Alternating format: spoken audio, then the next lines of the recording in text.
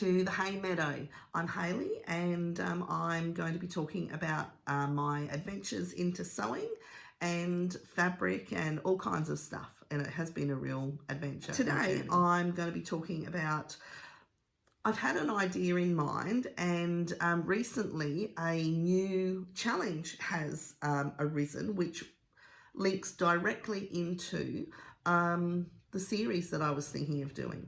Now, if you've been here before, then you'll know that my journey into sewing, that's the key phrase these days, my journey into sewing only started in early 2020. What I thought I might do is I have a box full of early makes, such as this one here, which were total disasters. For multiple reasons, whether it be the pattern I chose, the fabric, most of them are actually to do with learning measuring. So body measurements, that sort of thing. So the challenge that has cropped up in October is a new one. It's being hosted by Becky from Notes from the Sewing Room and Karen from So Little Time. And it's So Upcycled 22. Now, I'm not part of any of the vloggers or anything like that. However, this fits directly into a series that I wanted to do, revisiting those early makes that I had made, showing you what I had done, why it wasn't working for me, and then how I'm going to fix it. So I thought, well, why not? I'll jump on board this and then continue after. So I'll quickly go over the challenge, and then I'll just talk about the other things I was going to talk about. So during the month of October, the challenge is to make an upcycled garment. So use something that you already have. Now, I'm going to be using my early makes.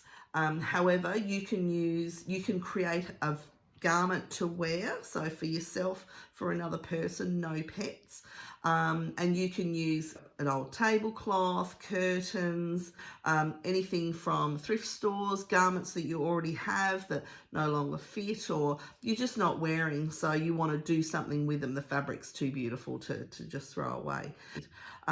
You're using the hashtag SoUpcycled22 on the 31st of October. Include a before and after picture of what it was and then what it's become. If you want to include some work in progress pictures, then the hashtag for any work in progress is SoUpcycled22 WIP, so Upcycled22 WIP. That way it separates and makes the judging a lot easier for Becky and Karen when the time comes. So any in progress stuff on the So Upcycled 22 WIP, and then the 31st of October is your finished make, your before and after finished make for judging. And make sure that you tag Becky at Notes from the Sewing Room and Karen at So Little Time. Okay, so that's that challenge. So now, you'll be wondering what's on my friend here. Now, some of you, if you've got a keen eye, you may actually recognise this pattern. So this is the Matilda dress from Megan Nielsen Patterns. Now, Megan Nielsen is actually an Australian pattern company. So what I was looking for when I first started sewing is I wanted to be using Australian fabrics, Australian patterns, Australian designers, you know, Australia. I know, sad really, isn't it? However, it's that, you know, supporting local is what we want to be doing. And as I said, you know, it was during COVID when I did start sewing. This was one of the first dresses. So I'd made a couple of dresses that turned out all right.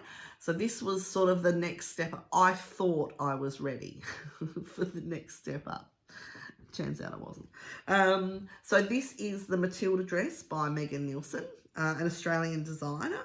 And this is actually the curve size range. So I fall into the curve size. So that's it there in all its glory, which is not how it turned out for me for different reasons. So now what I learnt whilst making this dress is that my measurements not my circumferences, but my lengths are not standard. So I have taken some photos of me with this pinned on, and you'll see.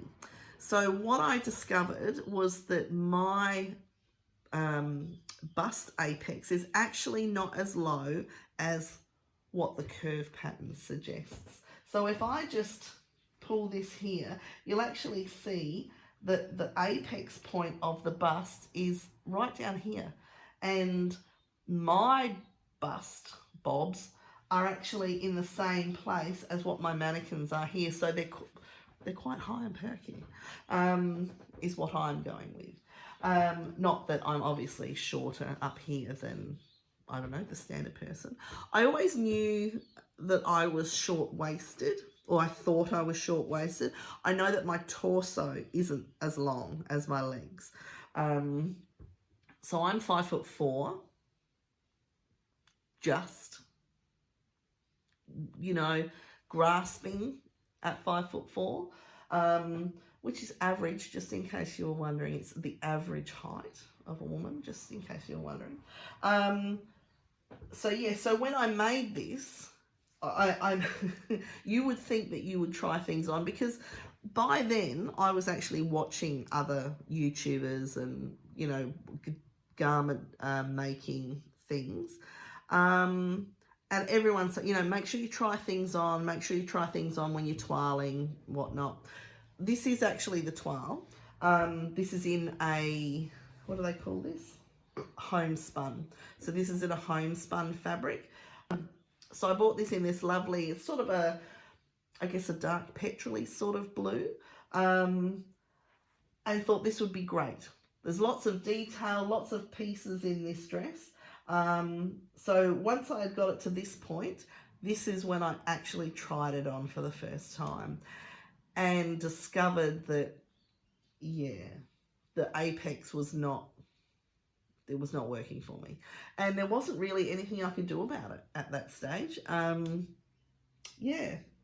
So getting back to this challenge. As I said, I had been considering having a series on revisiting some of these and how I could fix them. Now, what I figured I would do with this one is the top is not usable. The bust points are way too low. I guess I could sort of unpick everything from here and recut these particular portions. But then that would also affect the back. I would have to do similar in the back as well, I would assume, or would I? Not sure. Anyway, obviously, this is all learning for me. However, the skirt itself is definitely salvageable. So I'm thinking what I might do is I could just unpick the bodice, take the bodice off, and then finish it as a skirt, put some nice buttons on.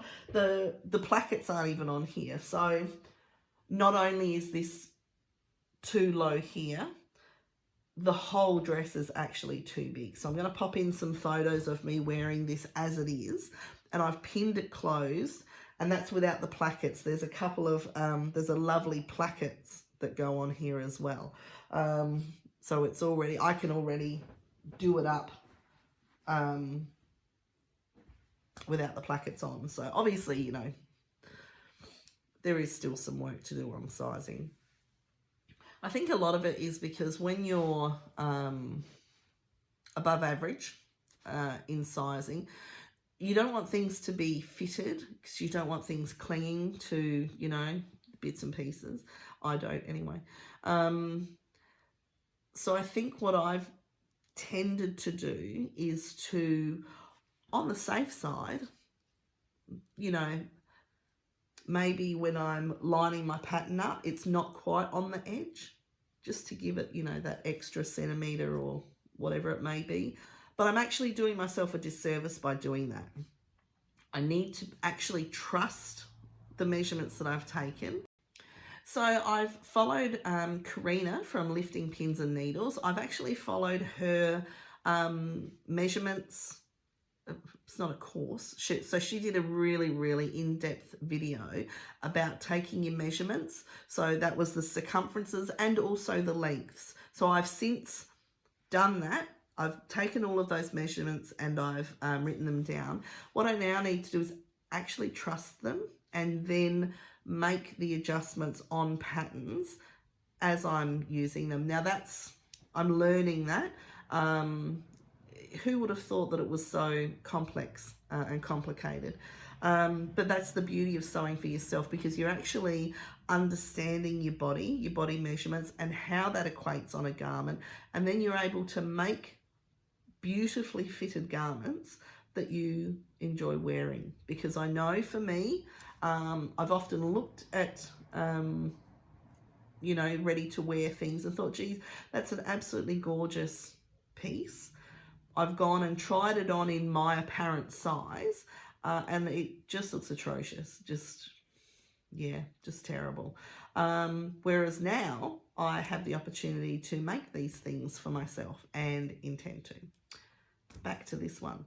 So yes, I thought I would probably be able to take the bodice off, finish the skirt. Whether I was to put a different bodice on, that's always an option.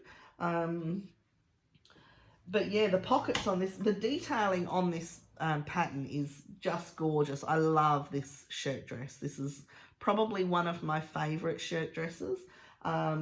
It's got the beautiful yoke, lovely sleeves, gorgeous panels throughout, lovely collar. It's got like a little follow, a camp collar, I think they might be called, I'm not sure.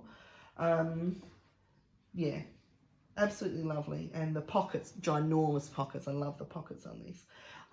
So that is one of the garments that I'm going to be revisiting and look at. I don't know which I'm going to enter into the Sew Upcycle 22 challenge, but it will probably be one of these two. Now it's time for the next one. The next one is hilarious. Okay, so the next one that we're talking about is this one here, and she's a bit vibrant, isn't she? Now, this is another Megan Nielsen pattern, and this is the Durban Romper. Now, what I was going to do is last year for my Christmas party, I wanted to make this romper because normally Christmas time it's hot here in Australia. So this is a beautiful cotton linen blend from Spotlight.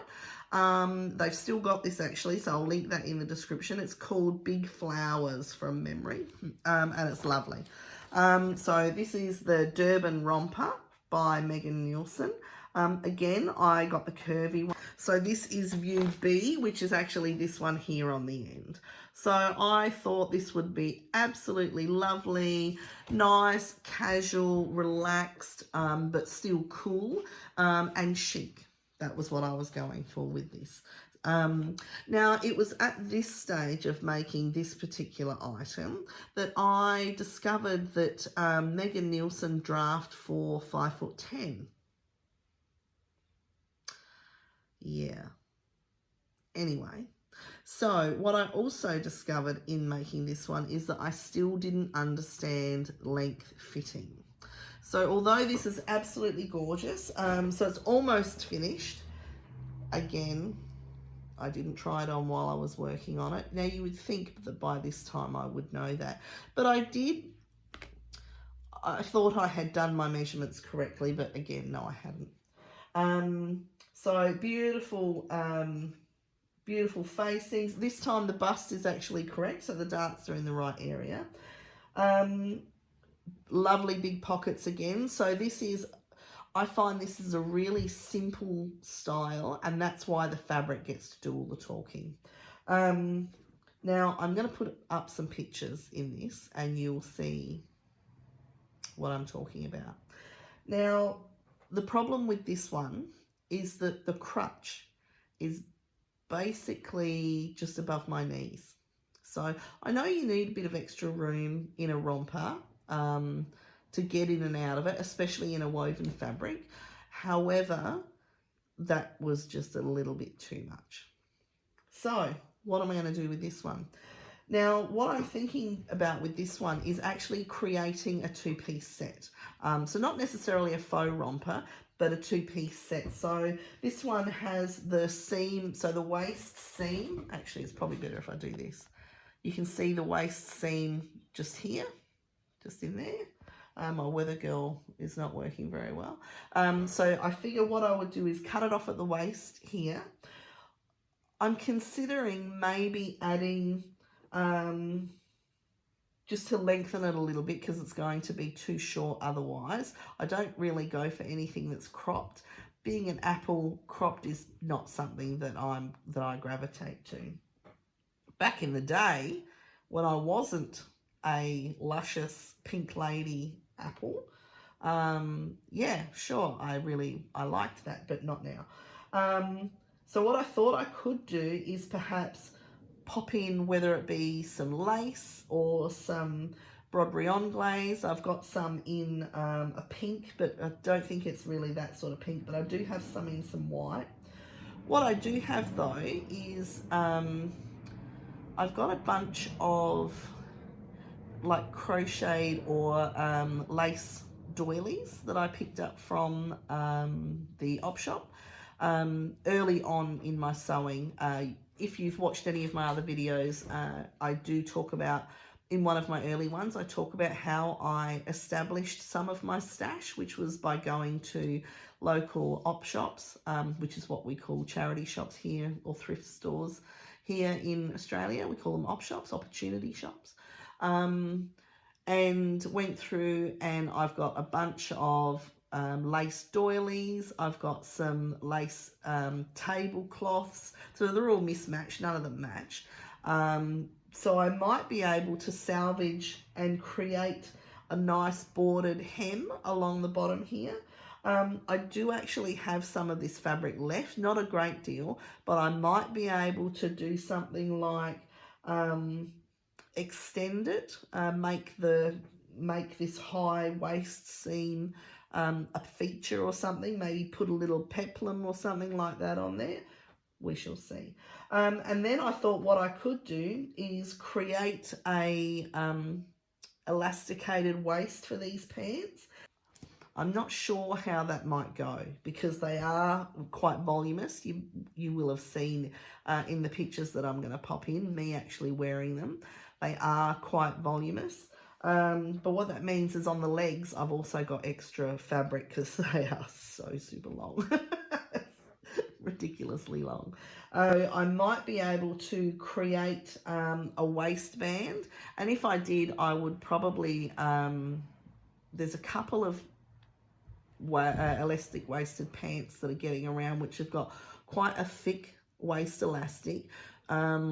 And it looks like it's got multiple seams through it or stitching through it, which gives it a really nice look. So I thought I could possibly do something like that, but I'll have to see, because if they're too, like, I don't want it to look, I'm not sure how to explain it. When they're too blousy, it's not complimentary. I'm going to use that word, flattering. It's not flattering to me and my shape. I don't feel like that it's a flattering look. How other people view it is totally up to them. My opinion on me is that that is not a flattering look.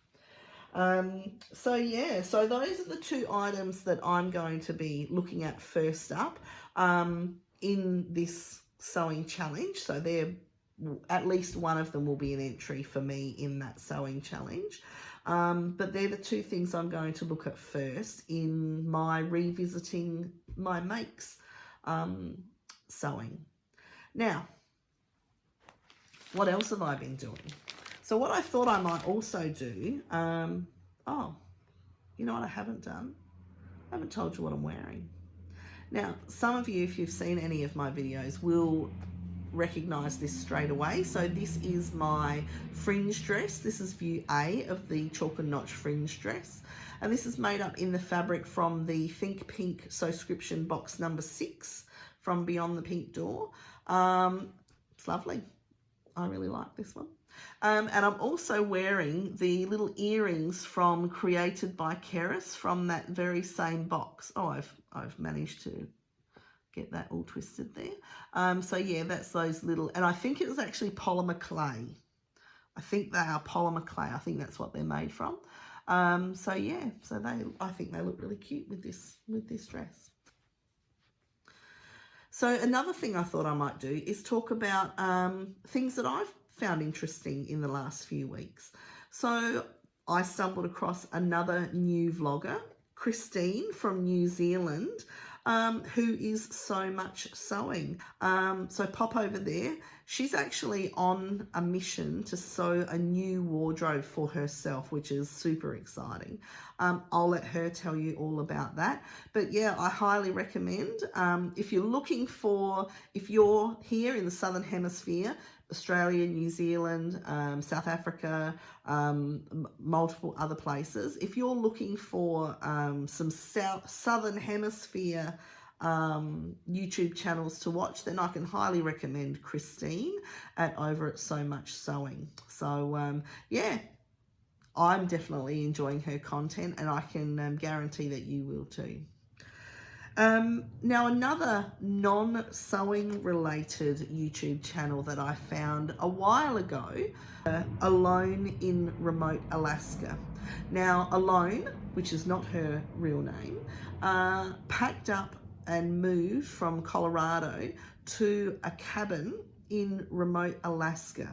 Now she's been on YouTube for probably almost 12 months now. I think I've been watching, and I've really enjoyed her journey so far. So she's gone and bought a cabin, and it's just her by herself, hence Alone.